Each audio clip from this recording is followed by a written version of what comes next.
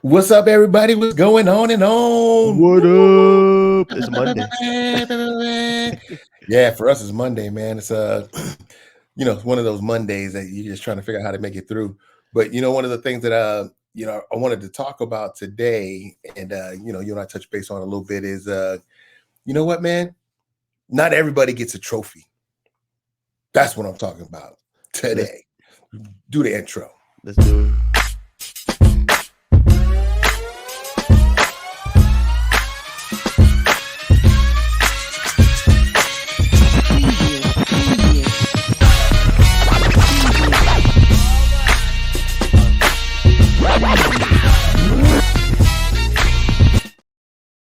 What you mean not everybody gets a trophy, dog? What you mean? Not everyone gets a trophy, man. It's about, it's kind of interesting, man, that everybody, not everybody, a lot of people always want accolades or kudos. And, um, a lot of times, and this was a certain generation's, I think, failure and believing that everybody should get a certificate or a ribbon um, for everything that they do when it comes to sports or even academically and things of that nature. And the I think that sets people up for failure in life, Mhm. thinking that I always need to be praised or I always need to get recognized for the small things. And I think the other piece of that too is, you and I talked about this a couple of years ago and coming up, well, many years ago now, sorry, is intrinsic and extrinsic uh, motivation, Mhm. Mhm. right? And a lot of times you're going to find in life, and I think parents need to make sure that they're sharing this with young people, and young people need to recognize that there's some things you have to do that are positive that you may not get kudos for or Right. recognition or a pat on the back or a high five. You know what I mean? You just got to feel good about yourself and why you did it and Right. how you did it. And one of the things I always used to tell you and your sister even now is, hey, did you do your best? Did you put your all into it? Hey, Mhm. you didn't win, but did you do your best? And if you can say that and do that, then be happy with that. Yeah, you may not get your name in neon lights and everybody coming up to you, but if you felt that you did your best and good, then you know what that's all that counts. And so, we used to talk about that a little bit when you were playing basketball. All the time, all the time. I think that was one of the biggest things that made me a great ball player was that I did the stuff that wasn't on the stat sheet. You know what I mean? Like there wasn't a stat sheet for how many high fives did I dap up for my teammates. There's not a stat number that tells you how many charges you take. And I think a good person to really talk about is Jose too. Jose was one of those players that would do all the dirty work, but when you look at his stat sheet, he's like, boy had 4 fouls, but 10 boards and 0 points. And you're like, how does, and then you see how many minutes he got. He played like the whole game. And they're like, how did he play the whole game? It's because he did the intangibles, the little things that people don't see. And that was the role that he played. And that's the role that I played as well in a different sphere and kind of way. But again, to your point, you got to be your biggest hype man, right? Like you got to be your biggest hype man and you got to be okay with, okay, I didn't get recognized for this, whatever. That's fine. But like you're saying, did I do my best? Did I go out and give my 100, or did I go out and give all the 60% that I could give at that time? Mhm. Right. And I think that's the mixed message is people are like, did you give it 100%? They're like, well, I only had 60. Well, did you give all your 60 today? Yeah. All right, cool. Then you're good. Right. And Right. that's, you got to be okay with not getting awarded or applaud that, but knowing that, okay, I did what I had to do, even though I didn't want to do it, you know? Right, right. I mean, because the other side of that coin is that, a lot of times people don't give their best and still want the accolades or the high five or the kudos, knowing dang well they didn't put in what they should have put in. And so everybody shouldn't get a trophy because everybody ain't putting in work. Mhm. And I think that sends a message, a wrong message to young people, especially when we talk about moving into the real world, everybody's not going to, pat you on the back at your job, especially when you go to college. Um, they're not going to always be saying, well, here's a ribbon for just showing up to Right. it, or for attendance, Well, the majority of people are showing up, you know what I mean? So why should you get a ribbon? You know what I Mhm. mean? Now, if you go above and beyond and come in after school on the weekends, put in extra work, then okay, now you showing out, which Mhm. is what's up.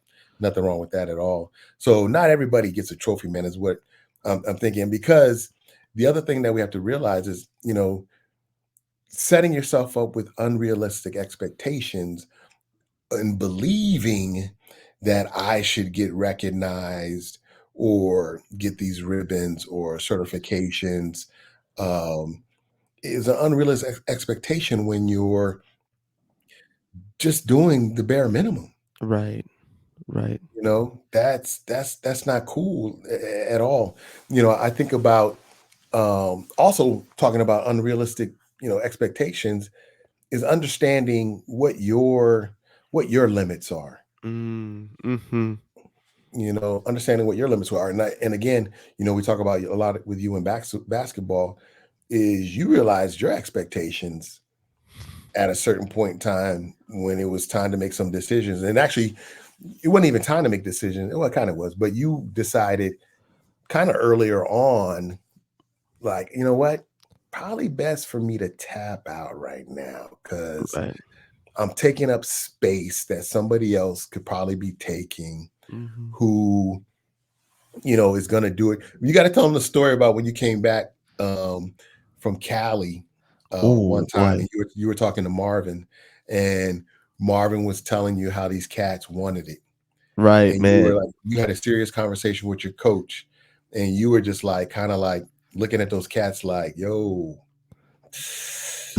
You remember that conversation? Man, yeah, We them were boys are driving home from Quick them Trip. boy yeah, them boys in Cali, man, they're different. I think it's and that's They're different. that they're a different breed, and I think they're everywhere. I'm kind of sad and kind of glad that we didn't play in the East Coast because I think it's also really really different as well. Like I think there was one time. Well, before I get to that story, I'll tell you the story about what he's talking about with Marvin, my AAU coach, was that we're in the van coming back from Anaheim playing in it's for all the hoop heads that know. Open Gym Premier was the biggest tournament in California in July in Anaheim. So anybody that was everybody was there to play and compete to show that they're the best AAU team in their region. And I didn't know that. You know what I mean? This is my first season coming in. I'm going to California. I'm excited just to be in California. You know what I mean? Like I'm just happy to be here. You know what I'm saying? Like I'm just happy to be here. But when we started playing, these dudes were playing for something different. Like Speak on it. different. And we were eighth grade, I believe, eighth grade, or even before. I think sixth or seventh grade, actually. Seventh grade, because that's when I started playing with the Spartans. And these dudes are bouncing out the gym, shooting lights out. Like if you leave them open, it's hand down, man down situation. And I remember being in that car, in that van with Marvin. He was just talking to everybody in the van, but it really resonated with me. He's like, "Yo, we got punched in the mouth the first game. I'm not gonna lie. Like we came out like we from Tucson, so we haven't seen like elite competition like that. And you know what he was saying was that these people, these youth, they're playing for scholarships. There's people. This is the only way out for them of their hood. Some of them being in Compton Magic, and I know what that program does for those families. Man, the Compton Magic Basketball AAU is a great organization because they really try to help out those families, but they see the potential in these youth, and these youth know the potential in themselves. So they're not out here playing for fun. I'm out here playing for fun. Like this is my hobby. This is something that I do. Okay, cool. They out here playing for their job, for to change their lives, Change your lives. when you play for that reason, you play a different style of ball. And I remember that conversation ringing true because I talked to my dad in the car in the truck when Marvin was saying that. My coach Marvin, I'm going in the truck.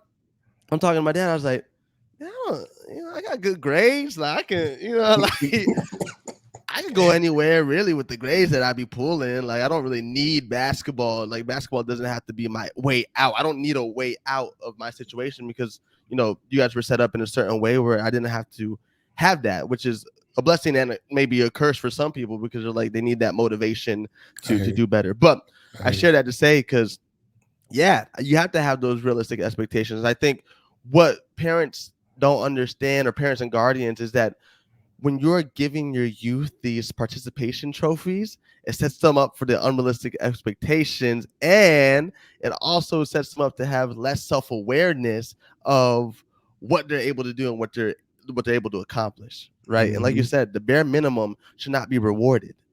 The bare Right. minimum is that's you're supposed to do that. Right. Exactly. Yeah, nothing's given, automatically, and so you got to work for it. And I think sometimes we forget that it's okay to allow our young people to go through adversity so that they can learn from that. And it's hard to watch as a parent, seeing your young one struggling and you want to help them. But if you help them up right away or with the swiftness and don't let them go through some adversity, they're not going to be able to navigate life. Man. um, and young people, you got to understand that adversity or the challenging times or is what makes you stronger, because you realize that you can make it through that, All right, Kelly Clarkson, I hear you. right? And then that's gonna make you do and be better, because it supports your resiliency, and your resiliency is the ability to bounce back. And research has shown that we are born with resiliency. We're born with this innate ability to bounce back from hard times, but that needs to be nurtured and it needs to be strengthened. And the way that that's strengthened and nurtured is by going through it. If you're always um, protected from adversity or challenges and don't aren't allowed to feel it, then you don't know how to deal with it when it comes around and comes about. Right. Um, Now, again, there's good adversity and good and bad, and what I mean by that is there are some things that are I would worse than others, right? would you say Uh, bad or good, or would you say healthy versus unhealthy? let's Right. go with that. Let's go with Yeah. that. Healthy versus unhealthy. I like that better. That's better uh, to know what's healthy and what's unhealthy, right? Mhm. Because some of the things in life, you know, aren't your choice, but you may have to still go with it.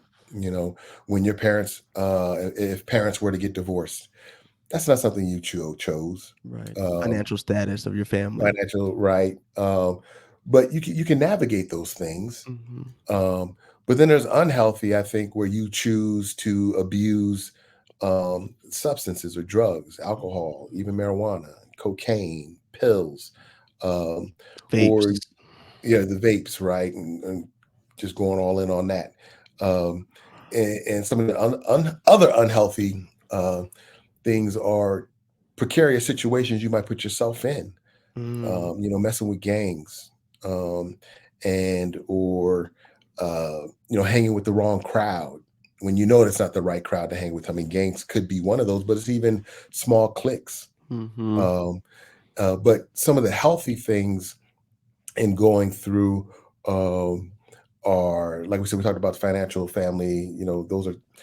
Those aren't healthy per se, but those are a part of life that you have to sometimes endure, Mhm. um, and realize that you're going to be okay as long as you tell yourself you're going to be okay, and then put some action behind it.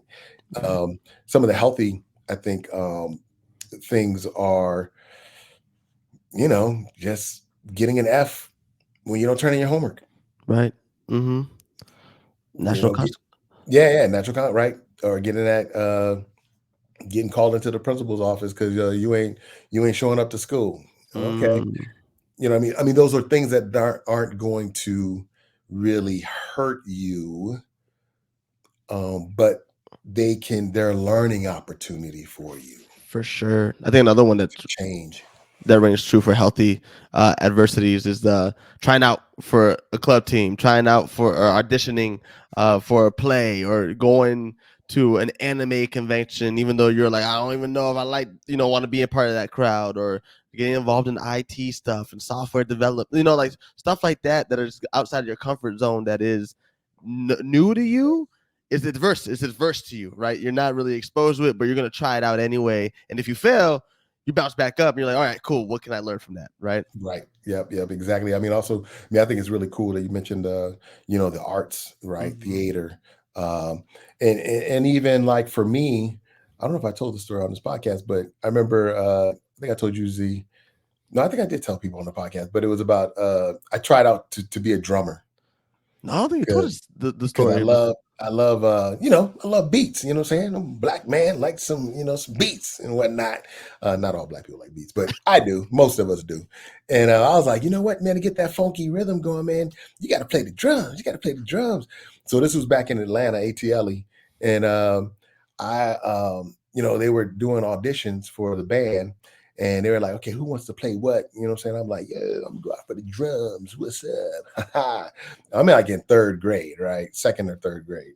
And they were like, okay, everybody, let's go down there. So it was me. There was like five or six people. I remember this, man. And it was it was uh I think like two or three uh black young men, boys, and then like one white dude, one white boy, and then a white girl. Mhm. And we were like, okay. I was like, all right, man. I was like, man, I'm like, man, she could do this. I got this. I'm gonna be up in here, man. I'm about to take that number one spot, boy. Watch out now. So they give us this drum pad that's made out of wood and has a pad on it, right? And then you get your sticks, and then you just beat on it. So the teacher, was like, okay, everybody grab a pad, you know what I'm saying, get ready to, I want you to follow me with these beats. And I'm like, okay, cool, all right. So he does the first beat, boom, da da da da, boom, boom. And I'm like, okay, I got this, boom, da da da da, boom, boom. He's like, okay, everybody's doing pretty good. So he keeps escalating over time, making like, the beats more complicated. So man, we get to third round, and I don't know, he did something crazy like and I was like, pop, boop, pop, boop, pop, boop. That's you But I right looked there. to right, exactly. I'm standing right here at round one, like, hold up, I this. But I looked to my right, man, and this white girl, third grade, killing it, killing it. I was like, oh, what is going on? So then they go to round four, and I'm backing away now from my pad, like, "Ee." And then they do like a drum roll, like she killed it. I Wow. couldn't even get my thing to R, let alone roll. It was like, it just got stuck. And Sound like a bad car about to break down, right. huh? She killed it, man, and she got it.